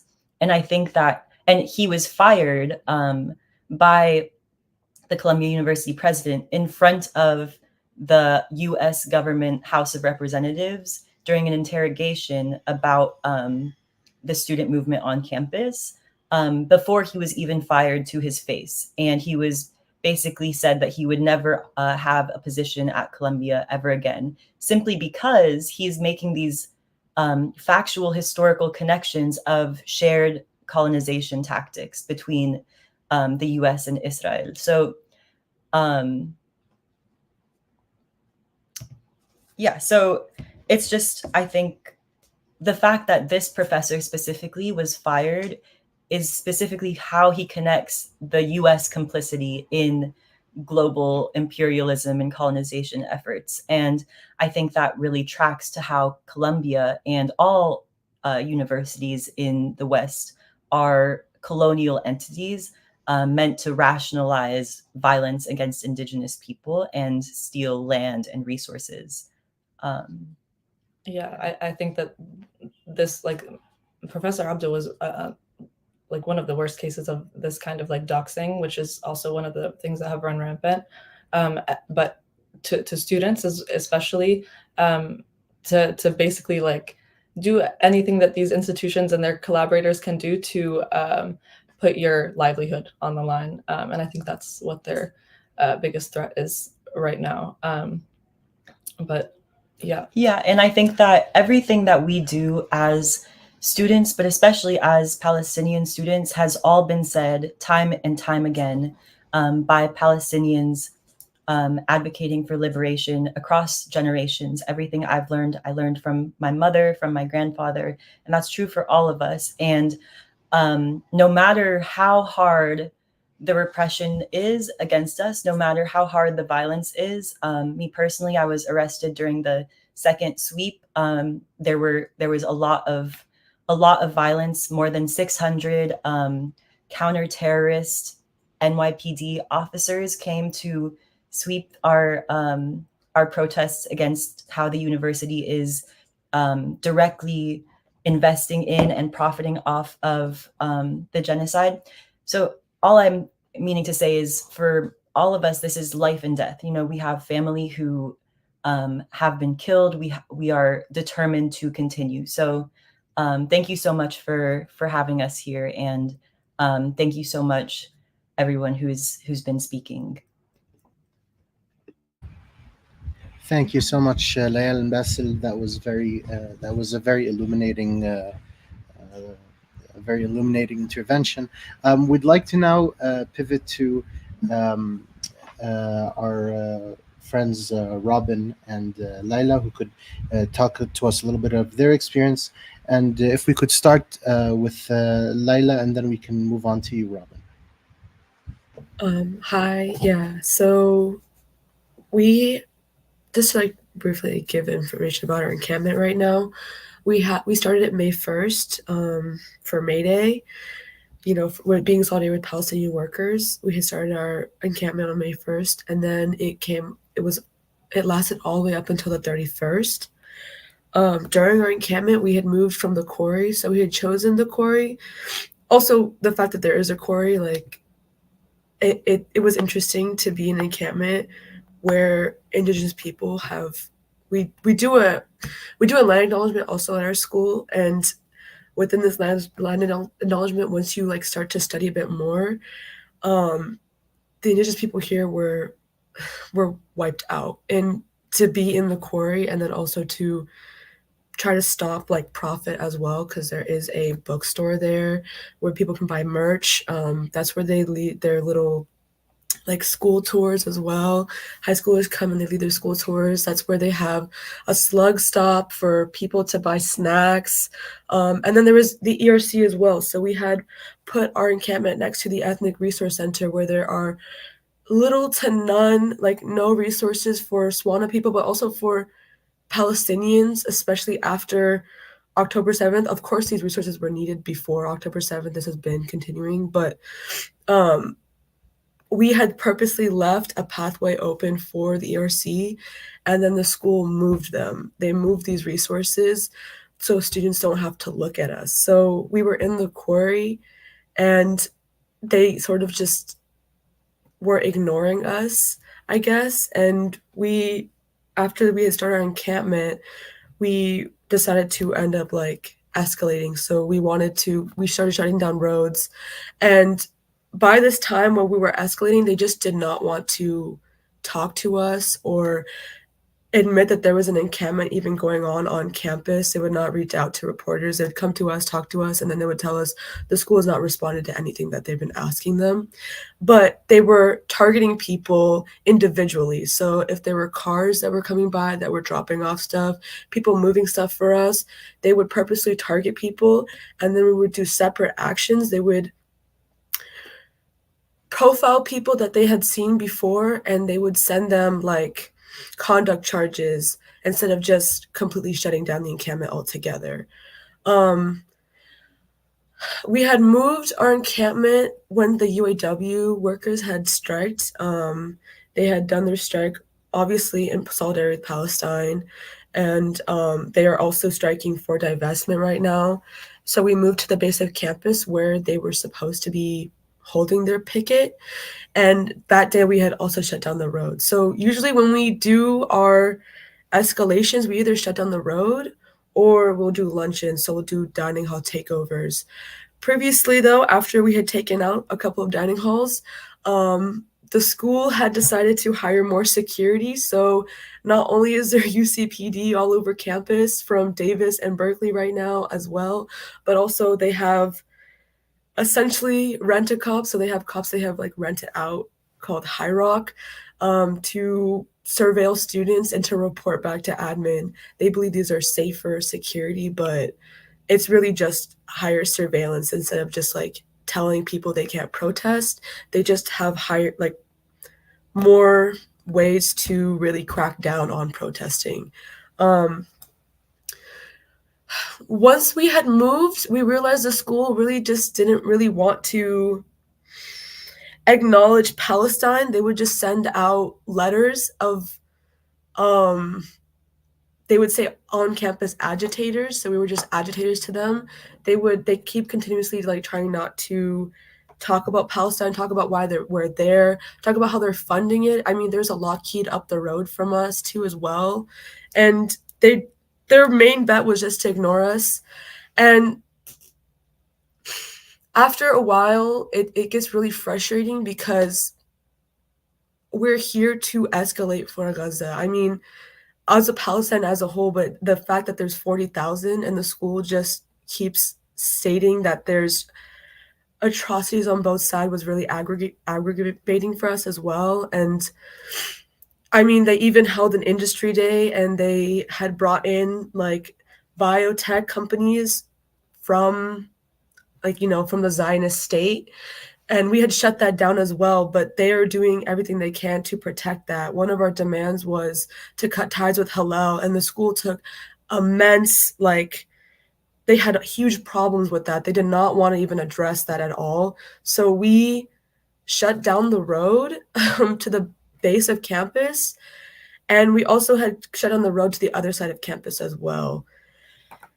And after we had done that, like 2 days after we had shut down family student housing, which is the other like west entrance, and then also our entrance on the base of campus, the school had called in 150 units from all of NorCal. They had put out a statewide emergency call, so we had cops from Riverside also come up from UC Riverside. 150 units for about 30 people encamping at that time, and they had been surveilling us. They knew how many people were actually there, and it was like a 12-hour standoff because so many people, as soon as the police showed up, so many people from all over campus came rushing down to support. But I think within that too, like how many cops had showed up and the different tactics they were using as well. They were not allowing reporters to come in and videotape anything. Students were brutalized to like, I'm sorry. It was really, really terrible. And the way that the school has responded to it is not allowing students to even come back to campus. So, I mean, from what we saw in Colombia, they put a suspension they had, suspended them and they arrested them for trespassing, from what I know. And for us, they have, within the last 2 weeks of school, they have a temporary ban on campus for 2 weeks. So students are not allowed to finish out their finals. They are not allowed to access their housing. They're not allowed to access food. They don't have access to their medical needs as well. Like if you have UC SHIP, you cannot access like medical help up here on campus. So they've just denied us like anything at all. And I think from this encampment as well, it was really, we had set up with the intention of doing the Popular University for Gaza. And within that, it was like, there was a question that was asked on what does it mean for us? And it means like a central place to organize. It means like a central place for us to learn, and what the school will not allow us to. So when you're out there, you're talking to people, you're building community people with your organizing, and you're finding people who also have the same means for liberation as you do. So we're all out there for the same thing, which is, we're all out there for the same thing, which was to escalate for Palestine and to also bring attention to Palestine and the genocide that is currently occurring as well. Also, Mike, Robin would like me to mention as well, like, this is really important. The cops, there was, from what I know, 12 plus departments, but there were a lot more. And again, like, there was 150 units, but it's like for 30 protesters, for 30 people who were encamping at the base. And they knew there were 30 people, and they still brought in that many cops. And that was to scare people and to scare students, but like that goes into the popular university for Gaza. It's like, once you're out there and you're out there actually organizing and talking to people, you're building a connection with other people, and you know you're not there by yourself. You know you're not out there thinking this by yourself. So you're able to learn, and then while you're learning, it's practice as well. You're learning, and then you're putting everything you need into practice within this encampment. And honestly, I feel like that really scared the UC as a whole. One of our regents is Jay Suarez, and he is actually the chairman for Triad National Security, which manages Los Alamos National Laboratory. And he also is part of the board that oversees Lawrence Livermore. And he's a regent. So it's been really frustrating to like navigate that as well. Like, everything that's coming down from the schools, the chancellors are always like, it's the protesters, but the regents really don't want these encampments on their campuses. We've seen that from UCLA and UC Irvine as well, and UC San Diego. They really don't want these encampments to come up, and the real question is why? And why is it so frustrating to have a centralized point for Palestine for them as well? On our campus as well, we've had the critical Zionist institution as well, which again, Dr. Rabab pointed out that it started up after a couple of days after October 7th had happened.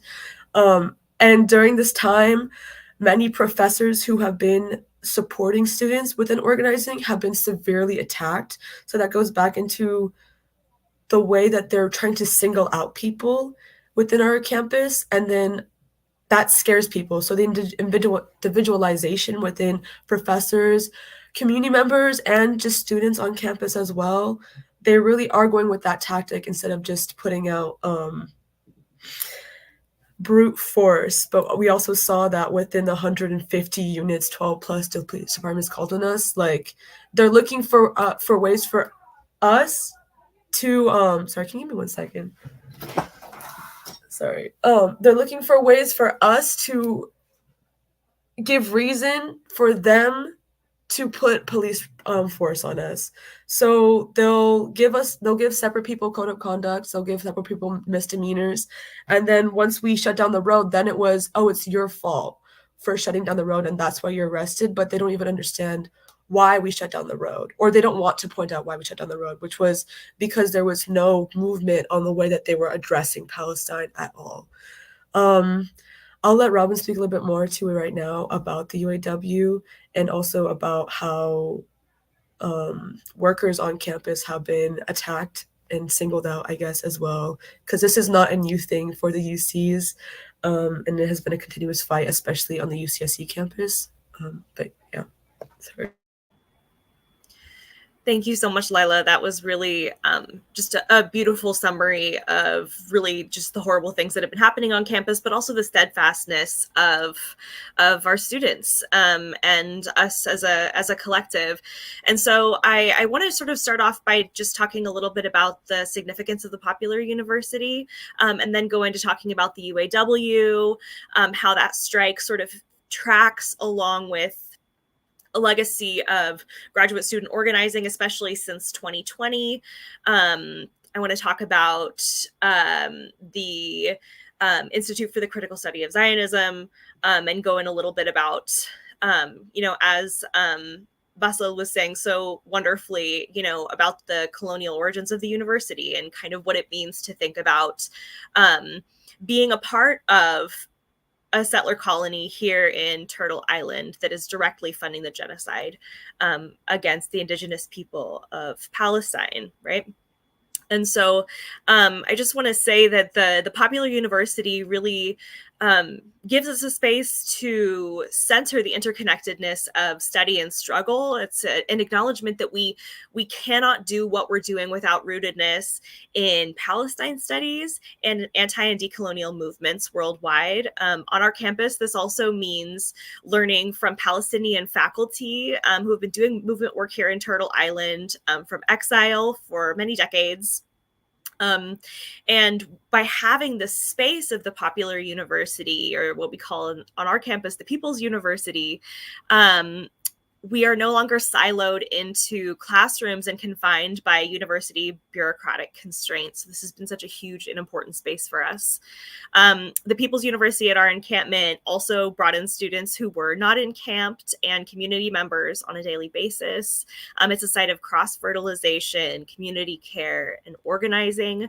Something that has been so clear throughout our entire encampment here is this idea of community care and this ethic of mutual aid, which has really sustained us and will continue to sustain us as we continue with this struggle, which will be ongoing. And we're very much prepared for. So I'm going to pivot a little bit to talk about the UAW, which is the Graduate Student Union at the University of California. So we're part of the UAW, which is actually the United Auto Workers Union, which might seem kind of like it doesn't make a bunch of sense. But overall, in the so-called US, we have 48,000 members, and in the UC system, we have 8,000.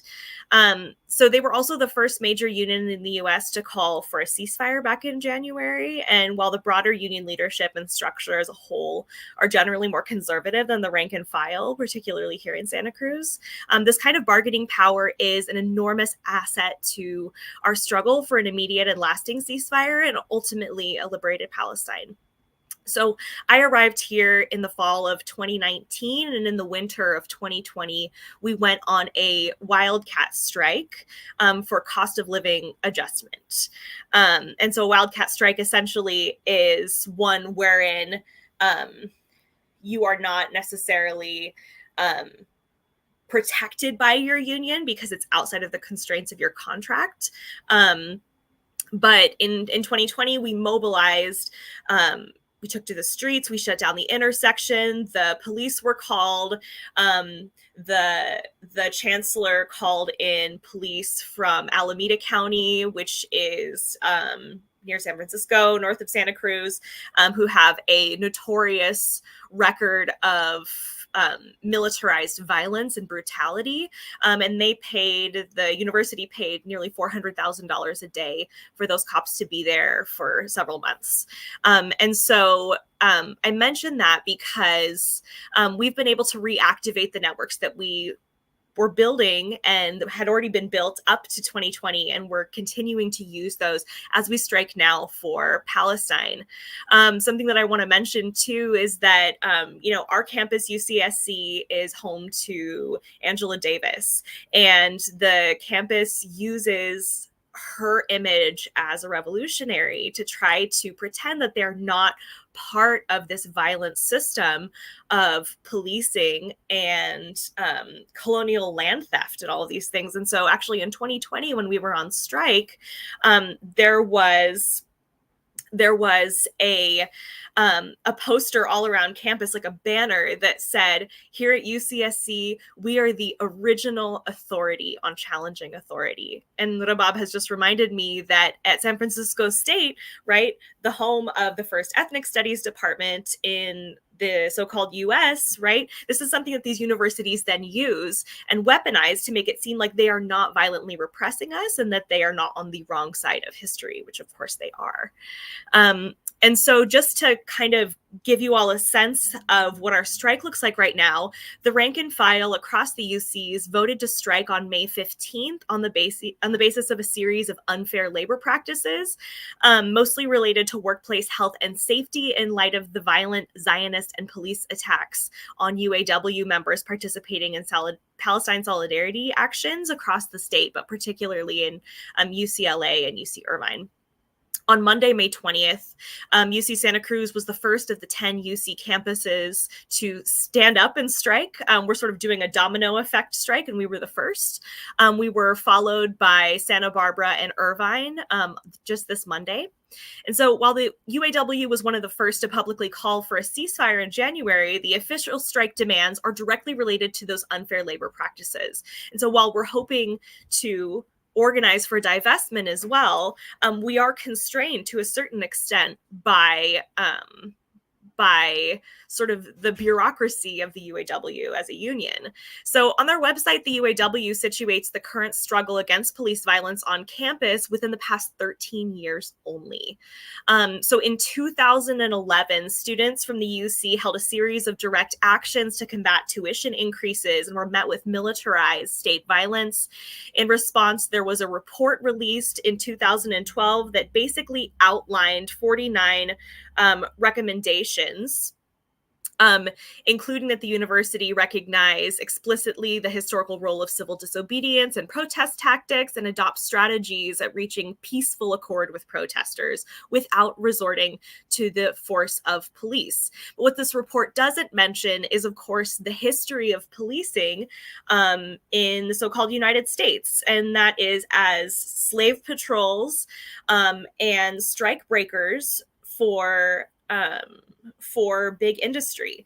And then, of course, also for the continuous genocide and displacement of indigenous peoples here in the United States. So the UC has pointed out that this is right, or that the UAW has pointed out that within the last 13 years, bad things happened in 2011. Now, since 2014, the UC has agreed, according to this report, to be more ethical in the way that they deal with labor. And what we've seen in the past few months is a complete reversal of those agreements. And that is largely what the UAW is coming up against, right?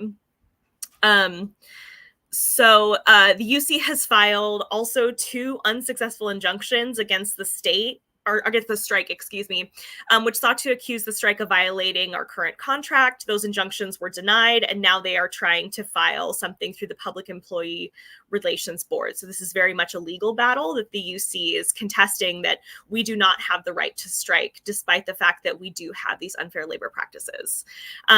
But I want to again mention that this call from the UAW, while it's a huge site of struggle and it's a huge way for us to continue to push for a permanent ceasefire and eventually for a liberated Palestine, that it's not doing all of the analytical work that the student movement is doing, that the student intifada is doing, right? So by situating the struggle as a fairly recent one that's contained into labor issues specifically, we're missing that this oppression is actually a part of a legacy of Zionist organizing that has weaponized the university itself in service of Palestinian repression and Zionist indoctrination and recruitment. So since the campaign for BDS was launched in the early 2000s, which was largely on college campuses, organizations like Students for Justice in Palestine proliferated, the Israeli state actually began to place significant effort and resources on college campuses, specifically in the US. Some organizations are Hillel, as been mentioned before, the Amcha Initiative, and Stand With Us. And they've been instrumental in this campaign of violent Zionist repression and also Zionist recruitment of Jewish students. In fact, these organizations that have gone after these are the organizations that have gone after our own faculty at UCSC, particularly in response to the convening of the Institute for the Critical Study of Zionism, which started in October, just a few days after October 7th. And in general, faculty and graduate workers have continued to uphold and center Palestine in our classes and have been systematically, individually picked off by the administration. The only department on our campus that released a statement condemning the genocide in Palestine is the Critical Race and Ethnic Studies Department, which also houses many of the faculty who are the founding members of the Institute for the Critical Study of Zionism. And the department itself has also been subjected to relentless Zionist attacks, both from inside of our campus and beyond, through groups like the Amcha Initiative, Stand With Us, and of course Hillel. And part of this tactic of Zionist repression is to scare people into thinking that their jobs are not safe, that they might get fired. And of course, in some cases, this is absolutely true. Even in my own case as a TA teaching for Palestine in my section, I was reported to the dean and had to go through a whole process. And this is very common on our campus at this point. But importantly, we are remaining steadfast and we are continuing to center Palestine. We are continuing to center Palestine studies in our classrooms. And with the university on our campus, or the People's University, we continue to make space for those things beyond the repression of the university itself. And so just to reiterate, the UAW campaign is not articulating the long history of state violence regarding the deployment of police. Where we see these critiques more fleshed out is with the, in particular, the UC Cops Off Campus Coalition, and with scholars like Nick Mitchell from our own campus, among several other people who have been arguing that the university is a settler colonial entity that inherently relies upon state violence to exist in the first place, right? And as Basil mentioned in regard to Dr. Mohammed Abdu, right, that this is very much something that is connected, right? We are part of another settler colonial state that is supporting the Israeli settler colonial state and the genocide against Palestinians, and we have a direct stake in what happens. So not only is the university itself made possible through the theft of indigenous lands and genocide and erasure of indigenous peoples, but through the funding apparatuses that directly profit off of US imperialism and ongoing settler colonialism around the world. Thus, perhaps it is not a surprise that the student uprising against the Israeli settler colonial regime's genocide against the Palestinian people in Gaza and beyond are disciplined so heavily. Zionism is such an enormous part of these universities, right? So importantly, colleges and universities in the US didn't widely have campus police departments until the 1960s and early 70s. And this was in response to the anti-war and civil rights movement.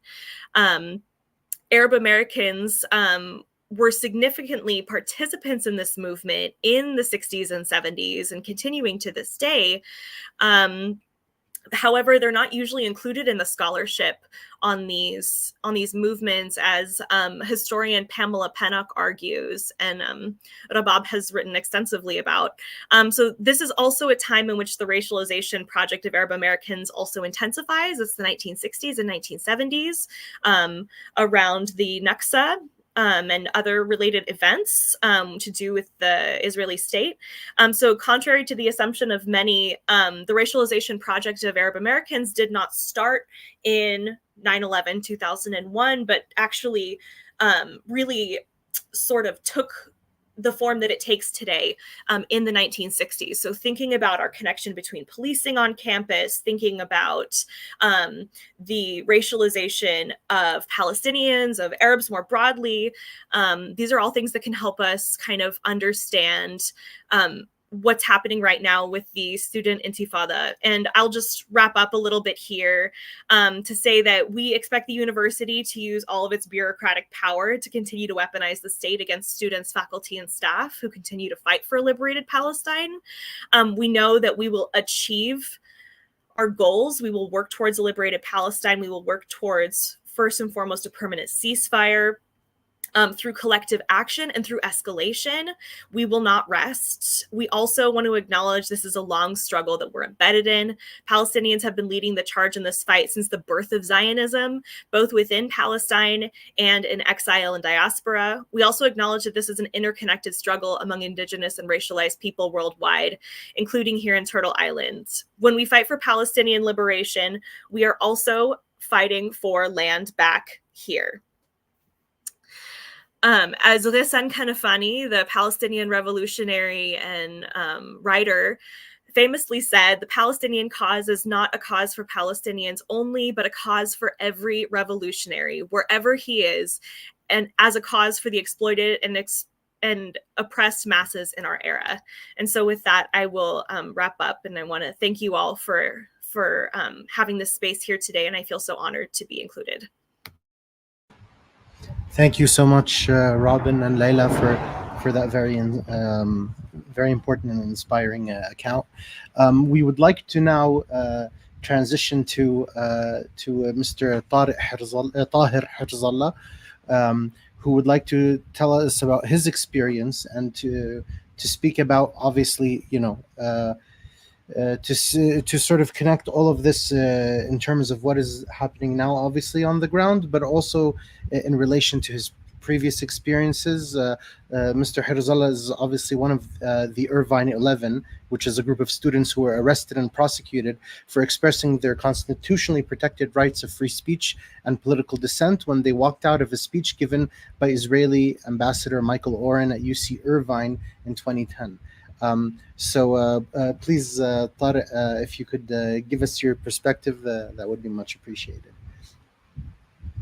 Thank you, Faris, and thank you all for this really incredible discussion. I've learned so much actually just sitting here for the past couple hours, and I don't have I have about 7 minutes before my next meeting starts, but I will give my my best attempt at an analysis of the situation.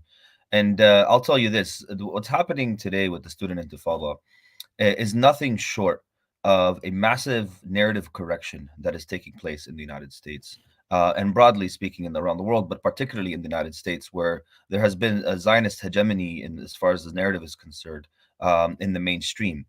Whereas at one time, speaking about Palestinians was an issue for Lil-Hamish, something was peripheral. Now it's something that is considered mainstream. Speaking about divestment, which is an issue that a topic that wasn't very familiar to most people, now has become a mainstream topic of discourse. And so this is all a result of the incredible work that the students are doing, and the reaction from not just from Zionist groups but from the U.S. government is very telling, because one of the first things that took place after October 7th in the United States Congress was a Senate resolution that was passed, I believe, in early November, that condemned student activism on campus.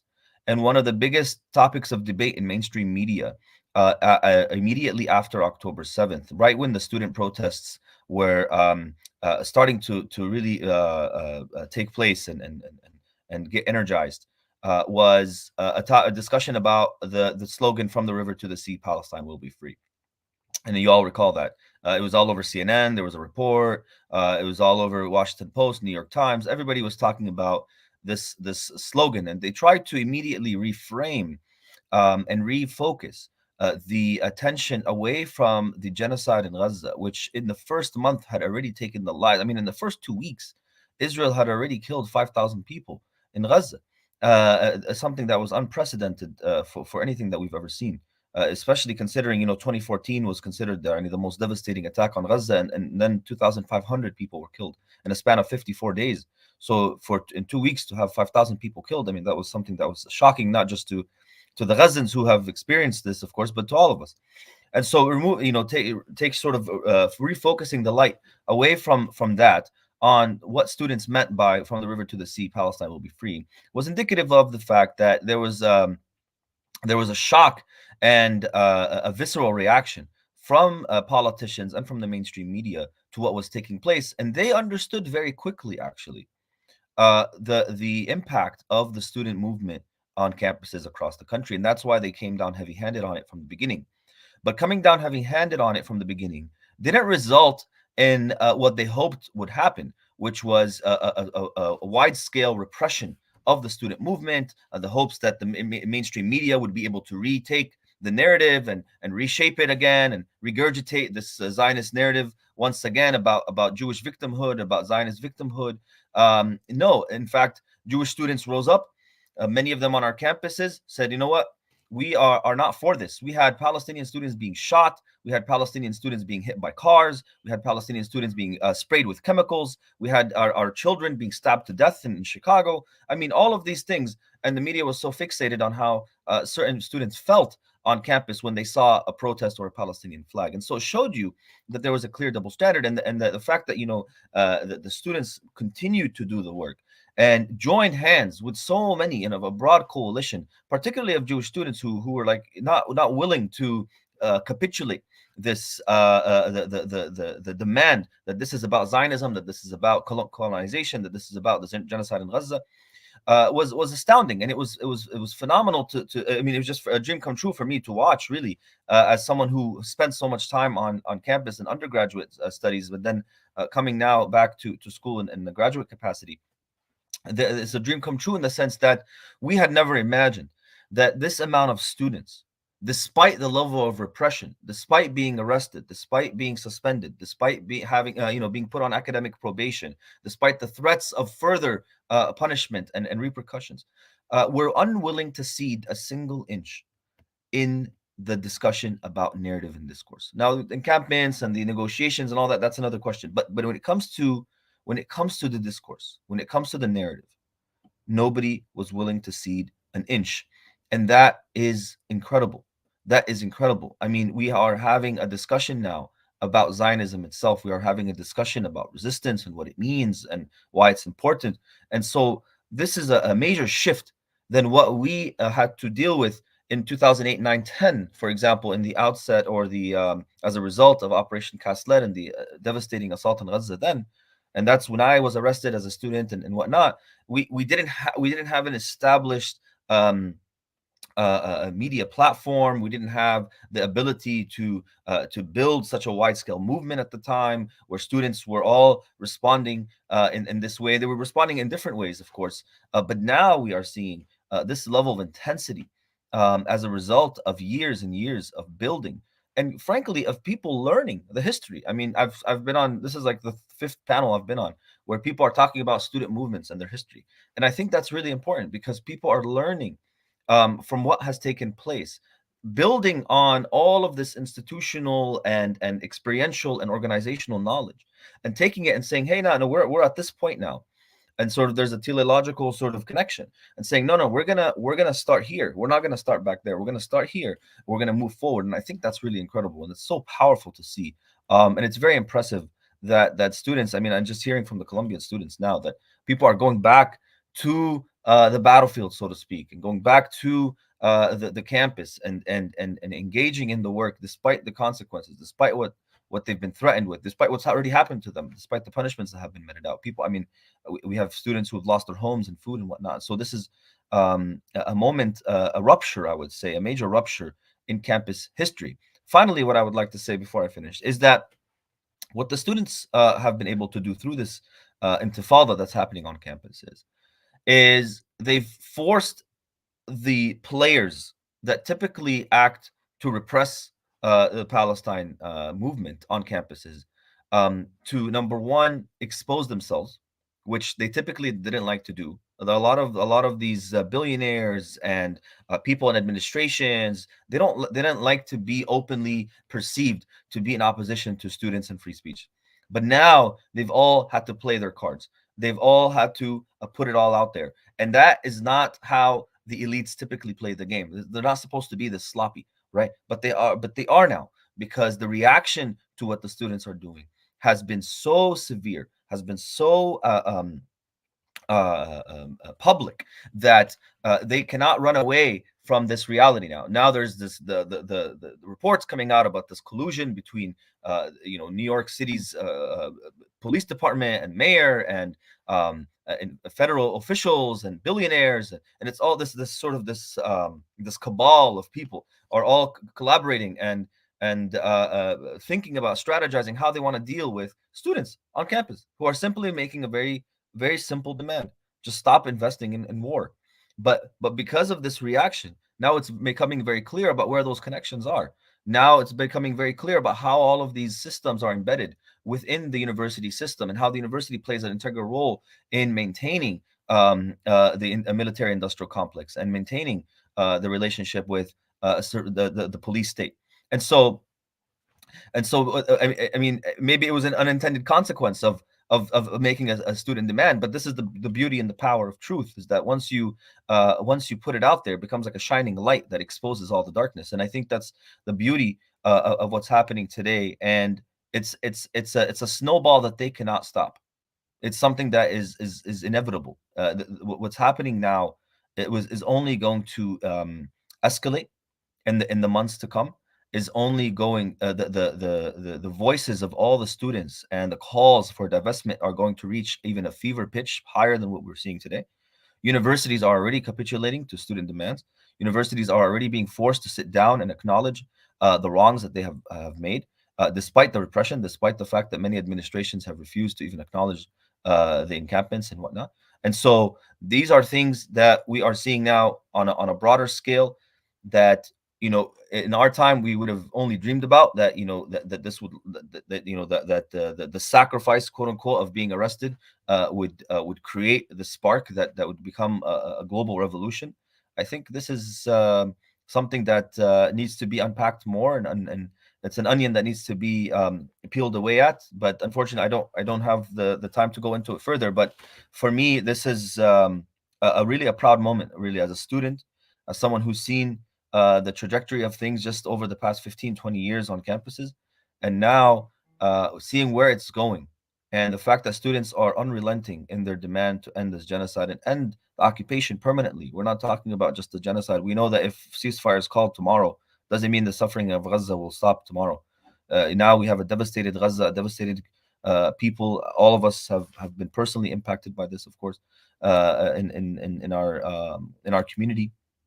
And I'll say what I said at the People's Conference, that the people in Gaza really, besides the incredible heroism of the people of Gaza in continuing their resistance to this occupation and to this genocide, the only hope they had outside of that what were the and continue to be the student movements. They really see the sacrifice of the students as something tremendous, and it gives them a tremendous amount of hope.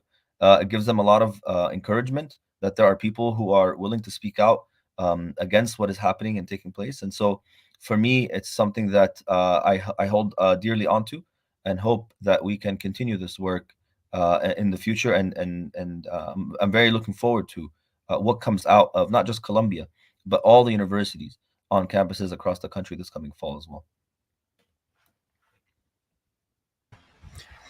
Thank you so much, Tahir. That was very illuminating. Unfortunately, we've kind of run out of time, so we're going to have to conclude this session. But I would like to thank all of our participants and panelists for engaging in these really amazing and detailed expositions on their different experiences, and in this iteration of the solidarity struggle and the struggle for liberation. So thank you all so much. I'd just like to conclude by letting everyone know about the coming program as part of this ongoing series, as part of the Popular University for Gaza and Palestine. We've just concluded the first session, which is from 1967 defeat to 2024 steadfastness. And we are going to be then on Friday, June 14th, going to the session against erasure and greed, from Jerusalem to Tulsa and Trail of Tears to Grenfell. And then on Monday, June 17th, we will have Min Sijan Akka to Soweto, Singing Freedom, Archiving Cultures of Resistance. Then Wednesday, June 26th, Revisiting the Colonial Harem, Gender, Justice, and Resistance in the Age of Genocide. And then finally, on July 5th, 2024, The Wretched of the Earth Talk Back, Vietnam, Algeria, the Spirit of 68, and Decolonizing the Curriculum. I'd like to thank everyone who's still online with us for attending, and we'll hope to see you next time. Thank you very much.